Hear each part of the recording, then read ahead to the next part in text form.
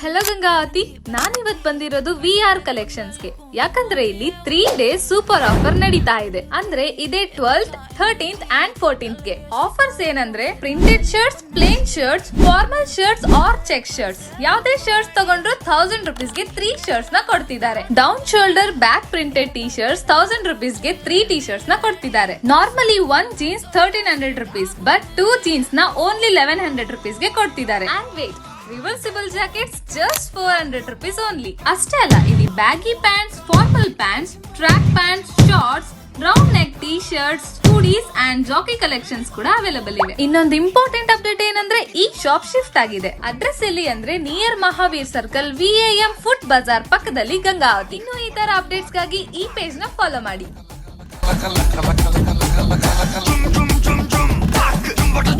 ಊದ್ರಾ